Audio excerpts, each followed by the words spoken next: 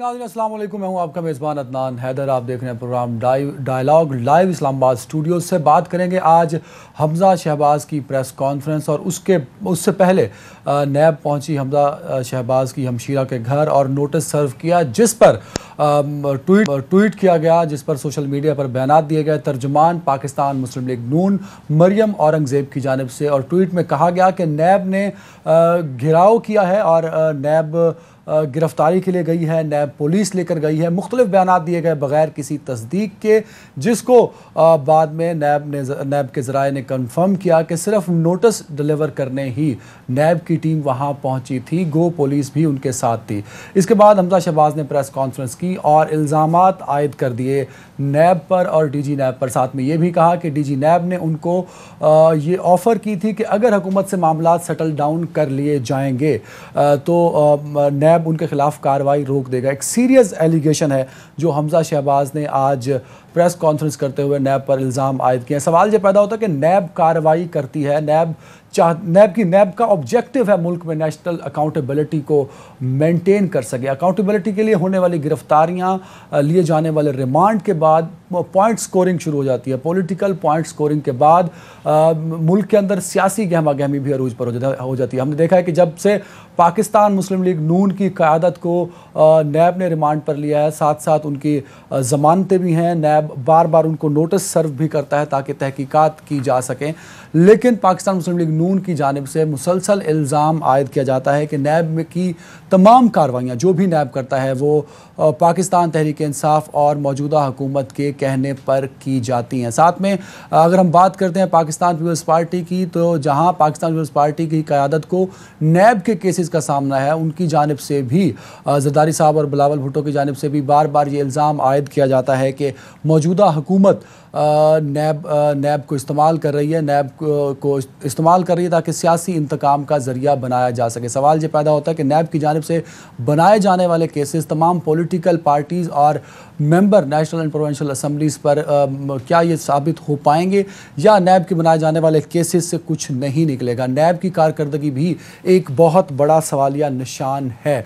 आज हमज़ा शहबाज शरीफ ने डीजी नैब की जानिब से की जाने वाली ऑफ़र का जो इल्ज़ाम है, क्या उसमें कोई सदाकत होगी? क्या डीजी नैब ने ये ऑफ़र की हमज़ा शहबाज को, या हमज़ा शहबाज शरीफ ने ये इल्ज़ाम आयद किया है? अगर नैब पर इसी तरह इल्ज़ामात लगते रहे तो नैब के लिए भी मुश्किल होगा अपनी पोजीशन को क्लियर करना। इस पर हम बात करेंगे। साथ ही हम बात करेंगे कि IMF की डील हो पाएगी या नहीं हो पाएगी, क्योंकि पाकिस्तान की इकॉनमी को संभालने के लिए पाकिस्तान को बैरूनी कर्ज़ों की और ख़ास तौर पर IMF के बेल आउट पैकेज की भी ज़रूरत है। पाकिस्तान के वज़ीर ख़जाना असद उमर इन दिनों वाशिंगटन में मौजूद हैं, IMF के साथ मामलात को तय करना चाहते हैं। वो 2 दिन के लिए गए थे, लेकिन IMF के साथ मामला तय नहीं पा सके अभी तक, जिसके पीछे जो मीडिया रिपोर्ट्स हैं वो ये बता रही है कि IMF की शराइत में एक शर्त चीन के साथ तमाम माली मामलात के एग्रीमेंट्स हैं, क्योंकि IMF चाहता है कि जो भी माली एग्रीमेंट्स हैं, मुआहदात हैं हमारे चीन के साथ, उनको डिक्लेयर किया जाए, उनके बारे में बताया जाए IMF को। सवाल पैदा होता है कि क्या पाकिस्तान इस पोजीशन में है कि चीन के साथ होने वाले माली मुआहदात, जिसमें सबसे ज़रूरी हैं डिफेंस के एग्रीमेंट्स, और उसमें JF-17 थंडर की असम्बलिंग है जो कि पाकिस्तान में होती है, साथ ही सब मेरीन्स का एग्रीमेंट भी है। पाकिस्तान एक मुश्किल पोजीशन में है कि अगर नैब अपने इस शर्त से वापस नहीं हटता, क्योंकि नैब ने एक शर्त रखी है कि जब तक आप चीन से तमाम माली मामलात को डिक्लेयर नहीं करेंगे, वाज़ेह तौर पर बताएंगे नहीं कि कितना कर्ज लिया चीन से, किन बुनियादों पर लिया, और जो दीगर प्रोजेक्ट्स हैं ख़ास तौर पर CPEC को लेकर वो किन शराइत पर हैं और उनकी मुद्दत क्या है, तो बहुत मुश्किल होगा पाकिस्तान के लिए। और शायद ये एक मुश्किल टास्क है वज़ीर ख़जाना असद उमर साहब के लिए भी कि IMF के बेल आउट पैकेज के लिए IMF को राज़ी कर सकें। दूसरी जानिब अगर हम बात करें IMF की शराइत की, तो IMF की शराइत किसी हद तक पाकिस्तान ने मान भी ली। अगर हमने पाकिस्तान की करेंसी की बात करें तो वो ऑलरेडी डिवैल्यू हो चुकी है और डॉलर जो है वो इंक्रीज़ हो चुका है। दूसरी जानिब अगर हम बात करते हैं पेट्रोलियम मसनूआत की, तो उस पर भी टैक्सेस लगाए जा चुके हैं पाकिस्तान की गवर्नमेंट की जानिब से। सवाल ये पैदा होता है कि IMF की शराइत हमने कबल अज़ वक्त मान ली, लेकिन हमने 18 और 19 के माली साल में आईएमएफ का बेल आउट पैकेज नहीं लिया, जिसकी वजह से पाकिस्तान की इकोनॉमी डिस्टर्ब हुई। आईएमएफ का पैकेज लेट आने से पाकिस्तान की इकोनॉमी को क्या नुकसान पहुंचा, क्या उसका अजाला हो सकेगा या नहीं हो सकेगा? इसके साथ साथ क्या पाकिस्तान आईएमएफ के बेल आउट पैकेज के लिए बगैर इस शर्त के कि चाइना के साथ जितने भी मुआहदे हैं वो पाकिस्तान उनको बताए और अपना मुआहदा कर सके, तो मुश्किल होगा क्योंकि डिफेंस के मुआहदात डिक्लेयर नहीं किए जा सकेंगे, ना ही बताए जा सकेंगे, क्योंकि चाइनीज़ फॉरेन मिनिस्टर की जानिब से और चाइनीज़ अथॉरिटीज़ की जानिब से पाकिस्तान को मना किया गया है कि वो अपने मुआहदात क्लियर ना करे, ना ही अपने मुआहदात आईएमएफ तक पहुंचाए। पाकिस्तान की इकॉनमी को संभालने के लिए इस वक्त ज़रूरत है पाकिस्तान को बेल आउट पैकेज की, क्योंकि जो अपना रोल प्ले करेगी माली साल 2019 और 20 के माली साल के लिए, क्योंकि अगर आईएमएफ का बेल आउट पैकेज नहीं मिलता तो मुश्किल होगा पाकिस्तान को अपनी इकोनॉमी को संभालना। आईएमएफ के बेल आउट पैकेज के बाद महंगाई तेज़ी से बढ़ेगी, जिसमें पेट्रोलियम मसनूआत की कीमतों में इजाफा भी हो सकता है और डॉलर का इजाफा 180 रुपए तक जा सकता है। पाकिस्तान को अपना करंट अकाउंट डेफिसिट भी कम करना पड़ेगा, लेकिन उसके लिए ज़रूरी है कि क्या पाकिस्तान अपनी एक्सपोर्ट बढ़ाने की पोजीशन में होगा या आईएमएफ बेल आउट पैकेज के बाद पाकिस्तान को अपनी एक्सपोर्ट अगर नहीं बढ़ाई जाती तो दूसरी जानिब यह है कि अपनी इंपोर्ट को कम करना होगा और वो मिनिमम लेवल तक लाना होगा, जिससे जो सर्कल है पाकिस्तान की इकॉनमी का वो बेहतर तौर पर चल सके। क्योंकि आईएमएफ की शराइत में पसे पर्दा प्राइवेटाइजेशन पर भी जोर दिया जाएगा, क्योंकि इससे पहले पाकिस्तान मुस्लिम लीग की गवर्नमेंट में मुतअद्दिद बार आईएमएफ की जानिब से कहा गया कि उन इदारों को प्राइवेटाइज कर दिया जाए जो कि पाकिस्तान की इकॉनमी पे बोझ हैं, जिनमें सबसे बड़ा इदारा जो है वो पाकिस्तान इंटरनेशनल एयरलाइंस है, पाकिस्तान रेलवे है और स्टील मिल्स के अलावा दीगर इदारे भी हैं जो पाकिस्तान की इकॉनमी पर बोझ हैं। तो इन सब पर हम बात करेंगे,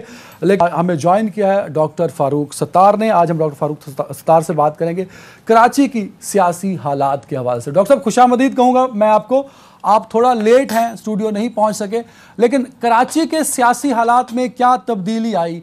क्योंकि आज डॉक्टर खालिद मकबूल सदीकी ने यह कहा है कि पाकिस्तान तब्दील हुआ या नहीं हुआ, लेकिन कराची में तब्दीली आ गई है। तो क्या तब्दीली आई है कराची में आपके ख्याल में? मेरे ख्याल में लोगों को हकाइक बताने चाहिए, उन्हें धोखा नहीं देना चाहिए। कराची में कोई तब्दीली नहीं आई है, जबकि ये कहा गया था कि वजीर आजम कराची का और गुलशन इकबाल से जितवाया गया या जीत गए इमरान खान साहब और फिर वजीर आजम बने, तो और सबसे ज्यादा वोट भी या सबसे ज्यादा सीटें भी दिलाई गई या उन्हें मिली पीटीआई को कराची से। उसके बावजूद भी कराची पर ना वफाकी हुकूमत का कोई फोकस है और सूबाई हुकूमत का तो 10 यानी गुज़िश्ता 2 अदवार गुजरे, 2 हुकूमतें उनकी गुजर गई। उन्होंने तो कराची में ना एक बूंद इजाफी पानी दिया, ना ट्रांसपोर्ट का कोई अवामी सरकारी निज़ाम दिया, पब्लिक ट्रांसपोर्ट का, और सर्कुलर रेलवे की बहाली का ख्वाब भी शर्मिंदा ताबीर नहीं हुआ। और हमने बहुत कौन है सर इन सारी चीजों में, डॉक्टर साहब जो सारी चीजें आपने गिनवाई, इसमें रुकावट कौन है? क्योंकि 18वीं तरमीम के बाद तो सारे सूबे खुद मुख्तियार हैं सर, तो क्या पीपल्स पार्टी जिम्मेदार है या इमरान खान साहब? क्योंकि बार बार आप इमरान खान साहब का और पीटीआई का नाम ले रहे हैं। देखिए, सूबाई हुकूमत तो जिम्मेदार है ही, बड़ी यानी जो बड़ी जिम्मेदारी तो यकीनन सूबाई हुकूमत की 10 साल से उसने कुछ नहीं किया। लेकिन ये जो सर्कुलर रेलवे का मंसूबा है, ये वफाकी हुकूमत, वजीर रेलवे आज आए थे ना शेख रशीद कराची में, तो मैंने सुबह अदालत एटीसी के बाहर ब्रीफिंग की और मैंने यही सारी बातें की कि हमें 162 अरब रुपए का वफाक का पैकेज नहीं चाहिए।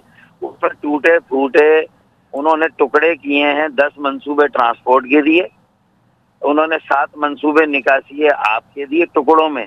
अरे हमें एक जामे मरबूत पूरी शहरी सतह का मंसूबा का चाहिए। K4 फेज 1 जो 2018 में मुकम्मल होना था, 2019 हो गया, 2020 और 21 में भी नहीं होगा, क्योंकि उसकी कीमत बहुत ज्यादा बढ़ गई है, क्योंकि सूबाई हुकूमत ने उस पर अमल दरामद नहीं किया। इस बहाने से कि कीमत बढ़ी है, वफाक उसमें इजाफी पैसा नहीं दे रहा था। वफाक कह रहा है कि हम ऑडिट कराएंगे।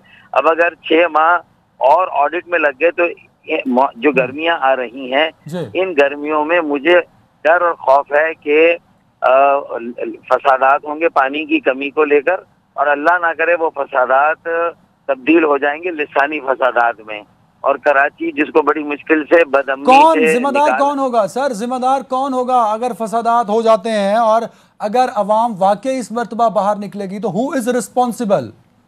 देखिए, गुज़िश्ता 10 सालों का तो सारा का सारा जो जिसे कहते हैं कि गुनाह जो है वो पाकिस्तान पीपल्स पार्टी के सर जाएगा। उनकी कोताही, उनकी मुजरिमाना गफलत और दानिस्ता कराची को नजरअंदाज करने का अमल। और उसके बाद अब वफाकी हुकूमत ने बड़े दावे किए, तो क्या पानी के मंसूबे को शुरू नहीं किया जा सकता? क्या एक 65 MGD का जुज वक्ती मंसूबा है, क्या उस पर काम का आगाज नहीं है? 8 अरब रुपए का है, ये 25 अरब से 46 का हो गया K4 फेज 1।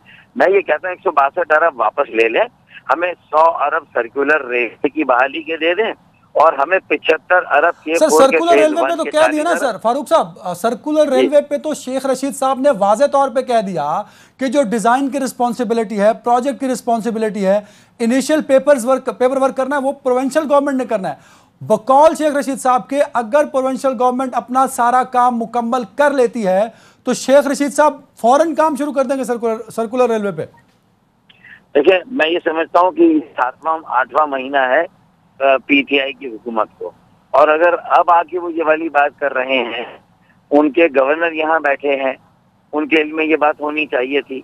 आरिफ अलवी साहब भी कराची से हैं, जो प्रेसिडेंट है PTI के, उनके इल्म में ये बात होनी चाहिए थी। सर ये तो मुत्तहिदा कौमी मूवमेंट को 1987 से 2019 तक 2017 तक कर लें, आपकी जमात, आपकी पॉलिटिकल पार्टी को, आपके पॉलिटिकल स्कूल को जो बात 30 साल में समझ नहीं आई वो इमरान खान साहब को, डॉक्टर आरिफ अलवी साहब को, गवर्नर इस्माइल साहब को और मौजूदा हुकूमत को 7 महीनों में कैसे समझ आ सकती है सर?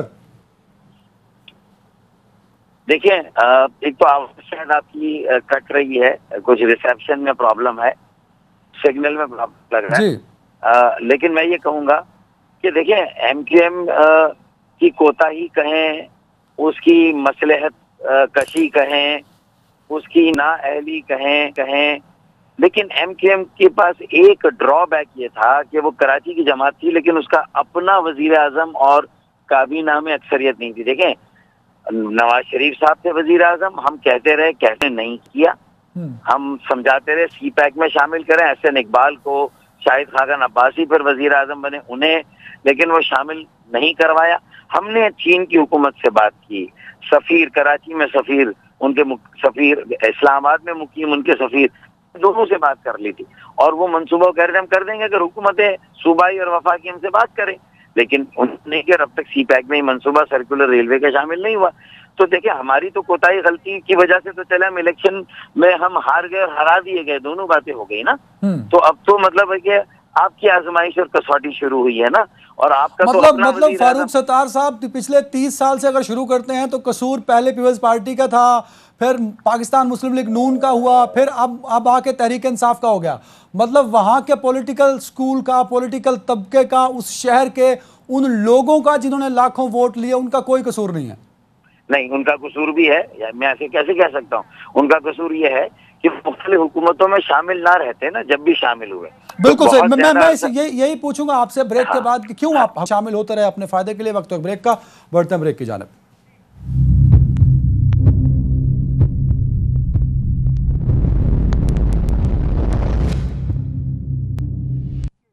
जी नाज़रीन, welcome back. Doctor Farooq Sattar मेरे साथ कराची से लाइन पर हैं, लेकिन मैं अभी ज़रा बढ़ूंगा। डॉक्टर सलमान शाह साहब की जानिब साबिक वज़ीर ख़जाना भी हैं। सर, मैं आपको खुशामदीद कहूँगा। कुछ मीडिया रिपोर्ट्स IMF की शराइत के हवाले से ये भी सामने आई हैं कि जो चाइना के साथ हमारे फाइनेंशियल मुआहदे हैं, IMF चाहता है कि वो क्लियरली पाकिस्तान उनको बताए, इस वजह से डिले हो रहा है बेल आउट पैकेज। क्या इन खबरों में कोई सदाकत है sir? I don't think so कि सदाकत होगी, क्योंकि चाइना के साथ जितने भी हमारे मुआहदे हैं वो पब्लिक नॉलेज हैं, वो सबको पता है कि क्या क्या है। तो आई डोंट थिंक, और वो पहले भी शेयर हो चुके हैं IMF के साथ। लेकिन तो सर कुछ डिफेंस एग्रीमेंट जब भी दो मुल्कों के बीच में होते हैं वो कॉन्फिडेंशियल होते हैं, तो क्या कॉन्फिडेंशियल जो एग्रीमेंट्स हैं, क्योंकि सुनने में ये भी इतलात हैं, ज़रा ये भी बताते हैं कि आईएमएफ कॉन्फिडेंशियल एग्रीमेंट्स पर भी जो है वो बार बार बज़िद है कि वो भी डिक्लेयर किए जाएं। नहीं, आई थिंक वो लोन एग्रीमेंट्स की इनको कंसर्न है कि लोन एग्रीमेंट्स में उनकी वापसी जो है लोन्स की, उनकी टर्म्स एंड कंडीशंस क्या हैं, ताकि वो अंदाज़ा लगा सकें कि पाकिस्तान की जो लोन डेट सर्विसिंग होगी चाइना के साथ, और जो आपने इंटरेस्ट पेमेंट्स करनी है और दूसरी रिपेमेंट टर्म्स जो हैं वो क्या हैं, ताकि पता लग सके कि वो कितनी सस्टेनेबल है। सो आई थिंक फाइनेंशियल इंफॉर्मेशन तो सारी मौजूद है और वो उनके साथ शेयर भी होगी।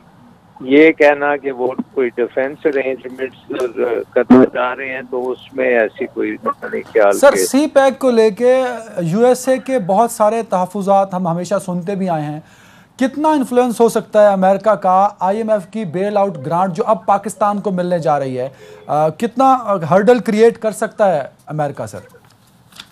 नहीं, आई डोंट थिंक अमेरिका कोई हर्डल क्रिएट कर सकता है, क्योंकि अमेरिका का बड़ा वोटिंग राइट्स हैं, तकरीबन 16% उनके पास हैं, लेकिन वो किसी ग्राउंड्स पे ही कर सकते हैं ना हर्डल क्रिएट। तो फिर सर डॉक्टर साहब, आपके ख्याल में क्या आईएमएफ की शराइत में कुछ शराइत ऐसी भी हैं जो नाकाबिले कबूल हैं पाकिस्तान के लिए?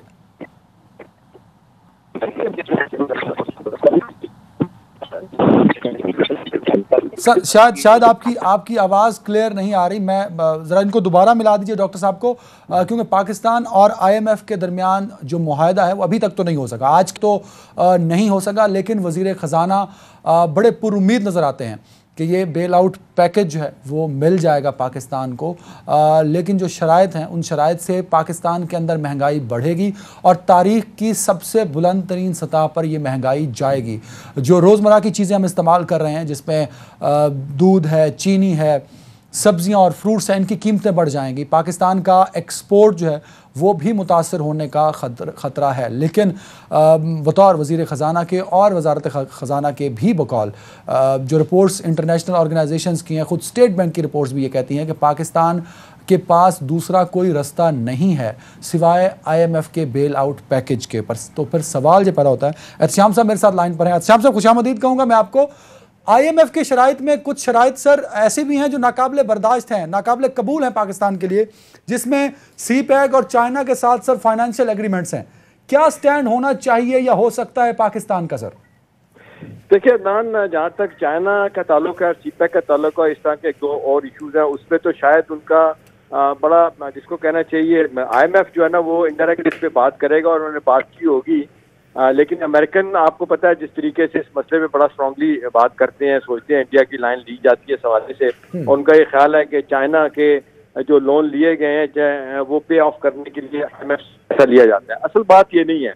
असल बात यह है कि आप जिस तरीके से 9 महीने 8 महीने लेट होने के बाद आईएमएफ के पास गए हैं और हम बार बार हुकूमत यही कहती रही है कि जी हम कोई कड़ी शराइत नहीं बर्दाश्त करेंगे। कड़ी शराइत तो आपने मान ली, सारे प्रायर एक्शन की आपने सर, लेकिन एहतशाम साहब यहाँ भी सर एक मसला है ना कि अभी भी जो आईएमएफ चीज़ें डिक्लेयर कर रहा है या जो कंपल्शंस लगा रहा है उसमें एफएटीएफ का इशू भी है, उसमें सी पैक और चाइना के साथ एग्रीमेंट्स, तो बड़े एलिगेशंस हैं, बड़े पॉइंट्स हैं जो चाहता है आईएमएफ क्लियर करे फिर बेल आउट पैकेज मिलेगा। तो इन सब चीज़ों के तनाजुर में आपको क्या लगता है कि क्या कहीं डिले हो सकता है आईएमएफ का पैकेज? देखिए ये एक प्रेशर टैक्सेस हो सकता है, एफएटीए का इशू और सी पैक वाले मामले, लेकिन ये मेरा नहीं ख्याल कि ये कोई बड़ी वजह बन सकते हैं कि किसी वजह से वो हमें टेक्निकल बुनियादों पे इसको डिले करने की कोशिश करेंगे। असल 4 चीजें अदनान समझने वाली हैं। वो बड़े वाज़ेह तौर पे उन्होंने कहा डिवैल्यूएशन करें, फिर उन्होंने कहा कि अपना एक्सचेंज रेट जो है ना इसको फ्लोटिंग कर दें, लेकिन इस पे हमारी शराइत जो है हमने नहीं मानी। हमने कहा कि नहीं, ये किसी तरीके का जो है ना इंटरवेंशन सेंट्रल बैंक की रहेगी, जिस तरह सारी दुनिया के बैंक की रहती है। बुंदेस बैंक जर्मनी का ये इंटरवेंशन करता है, रिजर्व बैंक जो है ना वो भी नहीं कर रहा होता है, उसके बाद अमेरिका का बैंक भी, और फिर उसके बाद इंग्लैंड, बैंक ऑफ इंग्लैंड भी करता है, वो तो ठीक है। उसके बाद फिर क्या हुआ, बिजली पानी गैस बढ़ाने की बातें हुई, आप देखें जिस तरीके से हमने सारी बढ़ा दी है। अब दबाव फिर आ रहा है, ज़्यादा सबसे बड़ा दबाव आ रहा है कि जी ये 500 अरब रुपए का आपका शॉर्टफॉल होने जा रहा है मौजूदा माली साल में। अब आप बताएं कि आप हमारे पे बैक कैसे करेंगे हमारा लोन।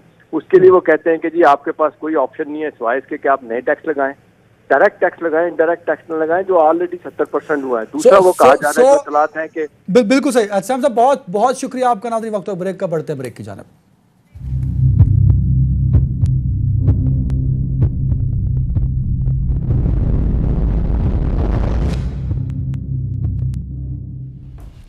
जी नाज़रीन, welcome back. Doctor Farooq Sattar मेरे साथ मौजूद हैं कराची स्टूडियो से। डॉक्टर साहब, मैं अगर एक सवाल वोट बैंक के हवाले से पूछूं तो 2013 के इलेक्शन में आप लोगों का वोट बैंक था 24,56,153 और कराची में वो वोट बैंक चला गया 7,29,767 पे। 18 लाख वोटर यकदम क्यों छोड़ गया आपको सर? नहीं, मेरे ख्याल में आप 2008 के रिज़ल्ट से कंपेयर कर रहे हैं, और 2008 और 2018 में तो बड़ा फ़र्क पड़ा है, इसमें कोई शक नहीं है। लेकिन 2013 में भी हम नीचे गए थे, और जो 24 लाख वोट था हमारा 2008 में, वो 2013 में 14 लाख हो गया। तो अब 14 लाख से अगर हम 7 लाख पर आ गए तो ये भी जाहिर है कि हम मज़ीद रिड्यूस हो गए।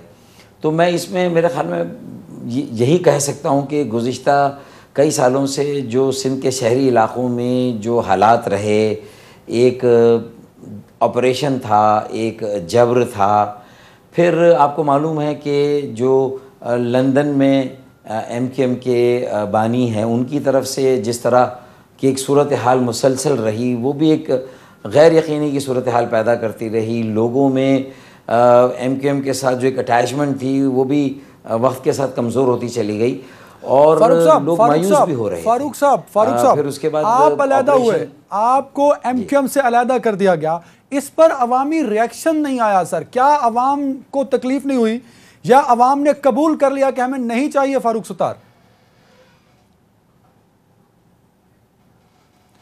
मैं समझता हूँ कि इस वक्त तो आप किसी को भी कुछ करेंगे, कराची के अवाम इस मूड में नहीं है कि वो वोट के अलावा किसी को भी अपनी हिमायत का इजहार करें, वोट के अलावा कोई तरीका इख्तियार करें, क्योंकि कई सालों से उन्होंने आंख बंद करके, बहुत एतमाद करके MQM का बहुत ज़्यादा साथ दिया, वोट भी दिया, सीटें भी दिलाईं, और हर जगह साथ खड़े रहे, और हमारे सारे एहतजाज भी कामयाब होते थे, हड़तालें भी होती थीं, और बड़े बड़े मुजाहरे भी हमने किए और बड़े बड़े जलसे भी किए।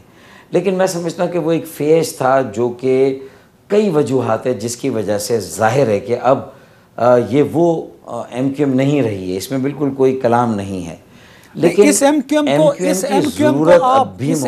को आप इसलिए कहते हैं कि वो MQM नहीं है क्योंकि इसमें कायद नहीं है आपके, या फारूक सत्तार नहीं है? मतलब क्यों आप ये बार बार कहते हैं कि ये वो MQM नहीं रही? क्या लंदन का फैक्टर इसमें रहना जरूरी था आपकी नज़र में? नहीं नहीं नहीं, देखिए, मेरा तो ये कहना था कि लंदन के फैक्टर के बाद लोगों ने MQM के नज़रिए को और उसके इंतखाबी निशान पतंग को पूरी तरह से अपना लिया, और जितने भी वोट पड़े हैं 7 लाख, PTI के वोट भी 14 लाख नहीं पड़े जो हमें 2013 में पड़े थे। यानी हमारे मुकाबले में अगर PTI को वोट दिलाए गए या उसने ले लिए तो वो भी 10.5 लाख से ज़्यादा नहीं है कराची में, और 24 लाख तक तो PTI का पहुंचना भी मैं समझता हूं कि बहुत एक जुए शीर लाने के बराबर होगा अगर वो वहां पहुंच जाएं तो इसका मतलब है कि हमारा उनका वोटों का फ़र्क बहुत कम है। अलबत्ता हाँ, सीटों का फ़र्क उनकी 14 कौमी असम्बली की और MQM को 4 कौमी असम्बली की सीटें मिली।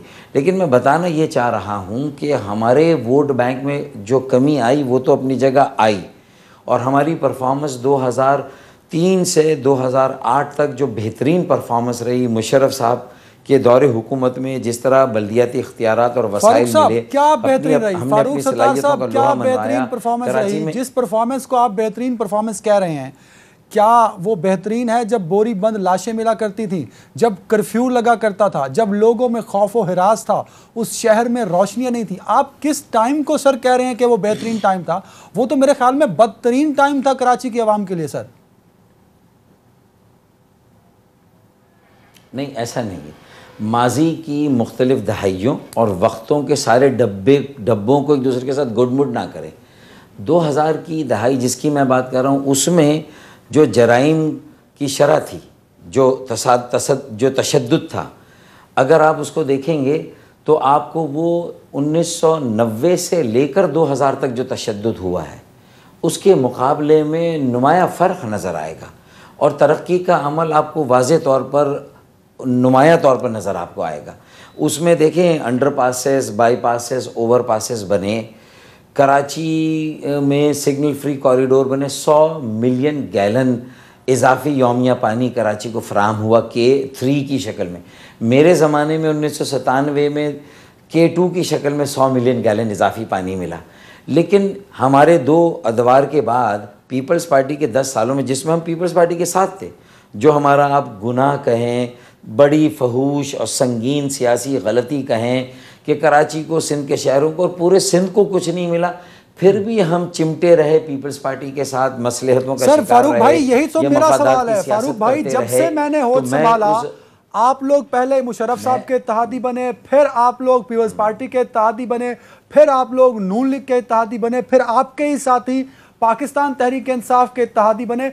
19 साल मेरी आंखों के सामने कराची की हुक्मरान जमात हुकूमत में रही किसी न किसी तरीके में, लेकिन वहाँ की आवाम को साफ पानी नहीं मिला, वहाँ की आवाम को तालीम नहीं मिली, वहाँ की आवाम को सड़कें नहीं मिली, वहाँ की आवाम को सीवरेज नहीं मिला। भाई कराची को तो 19 सालों में कुछ नहीं दिया, तो रिस्पॉन्सिबल भी आप नहीं बता रहे कि आप हैं या कोई और है? देखिए, अगर एक मुल्क का सरबराह परवेज़ मुशर्रफ, उसने ये तय किया कि वो बल्दियाती इदारों को मजबूत मुस्तहकम करेगा और वसाइल भी देगा, और कराची को वफाक से और सूबे से मिलाकर 300 अरब रुपए मिले उस दौर में, 4-5 सालों में, तो मेरे ख्याल में ये अपनी जगह पर एक रिकॉर्ड है। कराची को इससे पहले इतने ज़्यादा वसाइल और फिर बाइख्तियार मौसर एक बल्दियाती निज़ाम मिला। तो उसमें कराची में जो सरमायाकारी हुई, जो फॉरेन इन्वेस्टमेंट, वो $1 अरब की थी सालाना 5 सालों तक, और कराची की बदौलत पूरे मुल्क में जो सरमायाकारी हुई वो $5 अरब की सालाना हुई। और जो आपका डेवोस है, वर्ल्ड इकोनॉमिक फोरम, उसने कराची को दुनिया का तेज़ी से तरक्की करने वाला 12वां शहर करार दिया। छोटी घरेलू सनतों को फ़रोग़ हुआ, पावर सेक्टर में कराची में कम से कम थोड़ी बेहतरी आई, फिर इसी तरीके से ट्रांसपोर्ट के भी थोड़ा सा निज़ाम बेहतर हुआ। तो मेरा सिर्फ कहने का मकसद ये है कि सड़कें बहुत अच्छी बनी, और इंफ्रास्ट्रक्चर यानी निकासी आब, स्टॉर्म वाटर ड्रेन, ये सारे काम कराची में हुए। इंडस्ट्रियल वेस्ट था, उसके भी ट्रीटमेंट प्लांट्स कराची में लगना शुरू हो गए, फिल्टर प्लांट्स भी सारे काम कर रहे थे, सीवरेज ट्रीटमेंट प्लांट्स भी काम कर रहे थे। तो ये सारी चीज़ें जब ऑपरेशनल थी, सब काम कर रही थी, तवज्जो थी, एक बाइख्तियार मौसर बल्दियाती निज़ाम था, हमने डिलीवर किया। मेरे ज़माने में भी जितना मौसर था हमने डिलीवर किया। मैं ब्रेक के बाद पूछूं कि आपके ज़माने में क्या बेहतरी हुई कराची में? क्या वाकई सही बेहतरी या सिर्फ एक सियासी दावा है? वक्त ब्रेक का, ब्रेक के बाद बात करते हैं।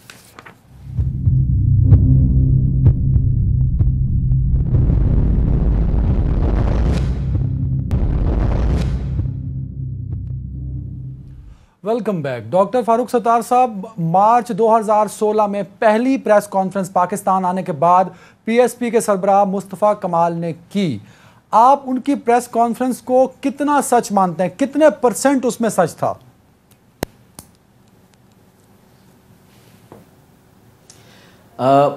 मैं ये समझता हूँ कि अगर उनकी प्रेस कॉन्फ्रेंस का मकसद, उसका पस मंज़र और जिस तरह से वो 3 साल तक मंजर आम पर थे ही नहीं, और उन्होंने सियासत से बग़ैर ऐलान के अलहदगी इख्तियार कर ली थी, और जो हमारी इत्तलात थी कि वो दोबारा आना नहीं चाहते, तो किन हालात में वो आए और उन्होंने ये पार्टी बनाने का क्यों फ़ैसला किया, जिसको बमुश्किल 1 लाख वोट मिले, तो मैं तो ये समझता हूँ कि ज़बान खल को नकारा खुदा समझो कि अवाम ने फारूक सत्तार साहब मेरा सवाल लोगों ने सिर्फ उसको इतना कितना है लिया। कि मुस्तफ़ा कमाल की प्रेस कॉन्फ्रेंस में कितने फीसद सच था सर? देखिए, मैं एक बात करता हूँ कि जिस बात को मैं साबित ना कर सकूँ, और अगर वो बात मैं अपने सियासी मकसद के लिए कह रहा हूँ, शायद वो सही भी हो और अवाम फिर उसे कबूल ना करे, क्योंकि मेरे पास उसके सबूत और शवाहिद नहीं है। मैं वो बहुत सारी बातें करता हूँ जो कि प्रोपेगेंडे में भी रही हैं, एमक्यूएम के ख़िलाफ़ इल्ज़ामात भी रहे हैं, साबित हुए नहीं हुए। मेरे सामने तो जो सबसे बड़ा सबूत 22 अगस्त 2016 को आया था कि मुल्क दुश्मनी के नारे लगे, मुल्क के ख़िलाफ़ पूरी तकरीर हुई और इश्तियाल अंगेज़ी हुई, जिसके नतीजे में एक मीडिया हाउस पर अटैक हुआ। ये सब मेरी और पूरी दुनिया की आंखों ने और कैमरे की आंखों ने सब कुछ दिखाया। क्या 22 अगस्त से पहले फारूक सत्तार साहब, क्या 22 अगस्त से पहले 22 अगस्त से पहले फारूक सत्तार ने एम्बुलेंसों में असला शहर में सप्लाई होते नहीं देखा था? 22 अगस्त से पहले फारूक सत्तार को नहीं पता था कि जिस जमात के लिए वो सियासी तौर पे काम कर रहा है उसके लोग रॉ के एजेंट हैं? 22 अगस्त से पहले फारूक सत्तार ने अजमल पहाड़ी और सौलत मिर्जा के हाथों होने वाले कत्ल जो कायद के कहने पे हुए थे, आपको नहीं था पता? फारूक सत्तार को 22 अगस्त से पहले नहीं था पता कि कायद तहरीक बार बार लड़कों से कहते हैं कि क्लिफ्टन पे जाके असले की प्रैक्टिस करो? क्या कुछ पता नहीं था आपको 22 अगस्त से पहले? देखिए, मैं ये समझता हूं कि मैंने 23 अगस्त को जो इक़दाम किया था, 22 अगस्त से पहले मुझे सुनगुन अगर किसी बात की मिलती थी तो मैं तहकीकात करता था। लेकिन अगर ये सारी बातें हो भी रही थीं तो आप यकीन मानिए कि मेरे इल्म में नहीं था। लेकिन अगर मेरे इल्म में तशद्दुद के वाक़यात आते थे, एमक्यूएम के ख़िलाफ़ कोई संगीन शिकायत भी आती थी, तो मैंने सैकड़ों एमक्यूएम के कारकुनों को तादीबी इंज़बाती कार्रवाई करके पार्टी से निकाला है, जो मेरे बस में था। और उस वक्त भी पार्टी को गलत अगर वो रास्ते की तरफ चली गई थी तो मैंने उसको सही रास्ते पर लाने के लिए बेलौस आवाम की खिदमत की जाए, करप्शन हो, लूट मार कहीं हो रही हो, ज़मीनों पे अगर कहीं कब्ज़े हो रहे हो, ये सारी चीज़ें अगर होती थीं और हुई थीं तो मैंने उसको रोकने के लिए, और मैं ऐसे किसी अमल का, और मेरी तरह सैकड़ों हज़ारों लोग ऐसे किसी अमल का हिस्सा नहीं बने। सर मैं एक तो सवाल कंक्लूड कर देते हैं आपकी बात को। बल्दिया टाउन, बल्दिया फैक्ट्री को जो आग लगी, क्या उसमें उस वक्त की मुत्तहिदा कौमी मूवमेंट शामिल नहीं थी? आप आज हल्फन ये बता दीजिए कि आपकी पार्टी, क्योंकि उस वक्त आप पार्टी के सरगर्म कारकुन थे, आप सरबराह थे एक किस्म के पाकिस्तान के अंदर, सानिया बल्दिया में आपकी पार्टी का, उस वक्त की पार्टी का हाथ शामिल नहीं था? देखिए, पार्टी का हाथ तो किसी भी ऐसे घिनौने काम में शामिल हो ही नहीं सकता।